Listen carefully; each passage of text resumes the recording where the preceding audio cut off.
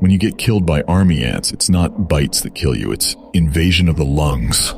A CME, coronal mass ejection, is the most likely civilization-ending disaster to come from space. The sun emits them regularly, and they hit the Earth every few hundred years. The last one occurred in the 1890 assess, but society at the time was less susceptible to the effects. Were one to hit the Earth today, it would basically destroy all the tech infrastructure on whichever side of the planet is facing the sun at the time. This would knock the affected hemisphere back into the stupid ages, and it would take decades to recover, altering the global balance of power forever. It's only a matter of time. We could mitigate the effects, but it would be expensive, so we haven't and likely never will.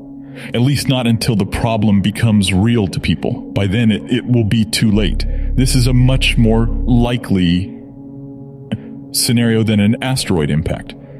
50% of insects have disappeared since 1970.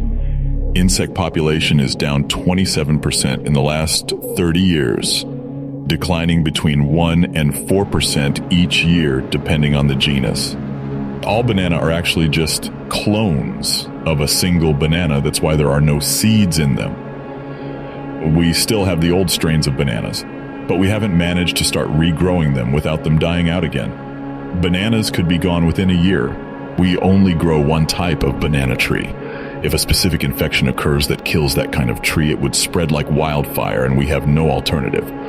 Apparently this already happened now so long ago, but airplanes are dynamically stable, but helicopters are dynamically unstable. That means if an airplane pilot lets go of the controls of a small plane with no autopilot, if it's correctly trimmed and balanced, it will keep flying level until it runs out of fuel. If a helicopter pilot lets go of the controls, in about 2.4 seconds, it will tip over to such a degree that it is unrecoverable. We can let go of one control, the collective, for a little while by frictioning it in place to change the radio, adjust something, scratch our nose or whatever, but it's friction on. Do the thing with the left hand. Friction off and hand back on the collective. We fly 3 seconds away from falling out of the sky all the time. But then that's also kind of the same for bicycles. Although they can only tip left and right, not every direction. Subconsciously, you're always adjusting your weight and controlling the steering to stay upright. Same thing in a heli. You balance on a column of air and you keep balancing the whole time, just like on a bike. You don't even notice, you just do it. Researchers have found viruses in the Arctic permafrost that have been frozen for thousands of years. One of these viruses, pithovirus, was dormant for 30,000 years until the researchers revived it, and it infected the amoebas that were placed in the tank with it. Which, of course, presents a scary scenario. What happens when the ice melts away and viruses are released that haven't been in contact with humans for over 10,000 years? The world is literally running out of sand that is usable to manufacture concrete. Most of the world's sand is in its deserts, but usable sand only comes from riverbeds, shores, and lake beds. We're running out of sand for glass too. That's why so much is moving to plastic, and why concrete is so heavily recycled. People are being murdered over sand right now. All onions, or veggies in the allium family, are toxic to dogs. Worst case scenario, they can develop AIHA, autoimmune hemolytic anemia, whereas the body destroys its own red blood cells. This disease is about 80% fatal. My dog caught it, we are not sure from where, but was a primary disease, not a result of a cancer. We think he was eating leeks out of the garden. Took a week in the hospital, 2 blood transfusions, and about 6 months of meds to get him back. He started at 45 pounds and was down to 19 pounds at the worst part of it. The Demon Core was a spherical 6.2 kilogram, 14 pounds, subcritical mass of plutonium, 89 millimeters, or 3.5 in diameter, manufactured during World War II by the United States nuclear weapon development effort, the Manhattan Project, as a fissile core for an early atomic bomb. He was involved in 2 criticality accidents on August 21st, 1945 and May 21st, 1946, each of which killed a person.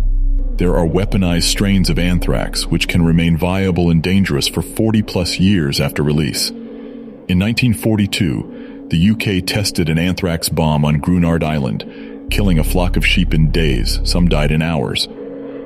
Examination showed that the spores could remain active for decades, and decontamination proved impossible at the time.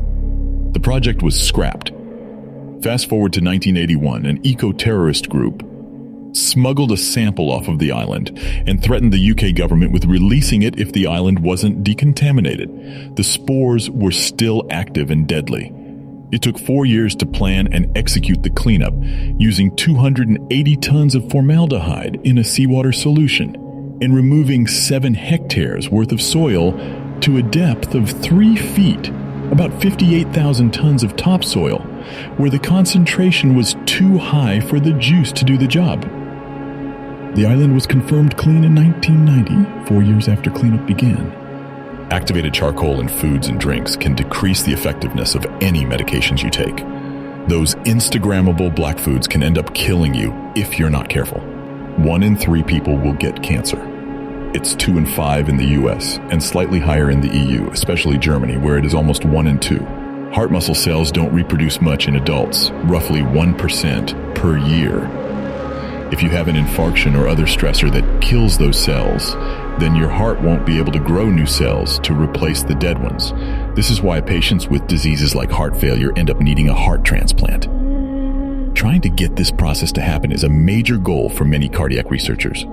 Approximately 60%, in some reports, of the world's population have the parasite Toxoplasma gondii in their brain. For a long time, it's thought to have been a benign presence. But recent statistical research shows that it may have an impact on things like levels of anger and rates of accidents and suicide. When Gondii is on rats, it changes their behavior so that they find the smell of cat urine sexually appealing. So they find cats and get eaten. In the gut of the cat, the parasite can reproduce. When doing an autopsy, they don't put the organs back where they belong. They are all stored in the belly. Working for a rental company and going out to sites to do maintenance or repairs on equipment meant I was forever getting MRSA or staph infections. I had to go out to one site. They were using the equipment to move thousands of dead animal corpses. You'd be amazed at how far pieces of flesh can work themselves down inside a machine. The animals drowned during a flood. Hospitals have a hard time accepting that an infection was caused at work, and workers' comp usually just denied the claim because, well, you couldn't prove it happened at work. I don't do that kind of work anymore. Haven't had an infection since. Scientists don't know exactly how acetaminophen works to relieve pain and reduce fever. They have an idea, but nothing for sure. But yet, it's the most commonly used pain reliever in the world. The United States has lost and never recovered at least 6 nuclear devices. Thankfully, nuclear weapons require a lot of precision engineering to detonate. So after this many years of them lying out in the elements, they are unlikely to be able to detonate without major repairs. That does still leave the possibility someone finds it and uses the material in the dirty bomb. But at least there aren't really concerns over a spontaneous nuclear explosion. Prions are terrifying. They're basically zombies at a protein level. They're misshapen in such a way that causes them to misshape other proteins. Normal methods of disinfection don't work. This makes researching them a very tricky matter, as while most cases involve eating infected meat, mishandling prion samples is all it takes. Tricky part is, there is no treatment either. Once they get in you, they are 100% fatal. It has been a while since I've studied them, so this picture may be incomplete, but I do know they're always fatal. Blobfish don't look like that. Normally they look like normal fish in their natural habitat, but when fishermen bring them up, they are dragged through multiple atmospheres of pressure really fast, which stretches them out, and we actively do this, which possibly the most painful experience in the world. If your dog swims in a lake after receiving a spot on flea treatment, it absolutely decimates the invertebrate population. A large dog swimming in 8 Olympic swimming pools worth of water soon after treatment will leach enough neurotoxin to kill 50% of the lake's invertebrate population within 48 hours. I say after, I mean relatively soon after, within, say, a day, to have an effect quite this devastating. The leaching does reduce over the month, but it's still there, and the effect of multiple dogs still allows for a terrible buildup of chemicals. Research on seed oils like canola, corn, and soy has shown that they may be obesogenic and pro-inflammatory because of their high levels of omega-6s and how quickly they go rancid. and they are ubiquitous in processed foods. The bacteria are getting resistant to the drugs much faster than the rate at which we are producing new drugs. Soon, we will reach a scenario when antibiotics cannot treat simple yet lethal infections. I had a treatment-resistant infection in both of my ears that spread to my skull. They were able to get it under control, but I almost lost my hearing, and I have permanent damage in my bone now. It was super scary. The doctor was talking about possibly having to remove parts of my skull just to get rid of it. Brain aneurysms can be completely unpredictable and can happen at any time in your life, no matter how healthy you are. A kid who I went to high school with at the age of 16 just did not wake up one morning, and his cause of death was a brain aneurysm. Another comment says, I know a couple. One left for work and forgot something and came back in a few minutes later to find her husband on the floor after having an aneurysm and lived because she happened to forget something. A few years later, the wife had an aneurysm and he came home during his shift to grab his son and found her, and she survived. An asteroid passed the Earth in September that was about 40 to 90 miles in diameter. And we didn't see it until a day later because it traveled towards us from the direction of the sun. It passed us at half the distance from the Earth to the moon. So many people will struggle with infertility. It's not talked about or really discussed in middle school or high school in health class. When it happens, it's such a shock to the families, and they are completely unprepared.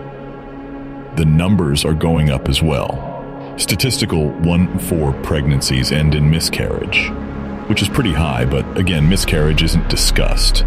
Coal plants release 500 times more radiation directly into the atmosphere than any nuclear fission plant ever could. The youngest persons who developed Alzheimer's were around 25 years old. One lady got diagnosed with it at 31 while pregnant. BTW. When you get the disease at like 65, it didn't suddenly begin. It has been creeping up and ravaging your brain for at least 20 years, if not more. You just didn't realize it because our brain is very good at compensating damages until it cannot. Basically, the day you lose yourself in the supermarket, it's too late. Your brain is mostly mush, and there is so far nothing you can do. That means that if you are 40 to 60 years old and reading this, chances are that some of you already started to experience the onset of Alzheimer's brain degeneration. It's just not advanced enough for you to realize it. The human body temperature in developed countries is actually declining, and at the same time, global warming is increasing the temperature thresholds for many fungus types. This is leading to a whole new medical issue of fungus infecting humans, and its main source of protection, body temperature, is no longer working. That body temperature is a large reason for the success of mammals all over the world. After the KT extinction, the sun was blocked, and cold-blooded species couldn't raise their body temperature to kill off infections in their bodies. There is ample evidence that after the KT extinction, fungus spread all over the world in massive quantities, which leads many to believe this led to the ascendancy of mammals on Earth. Like and subscribe.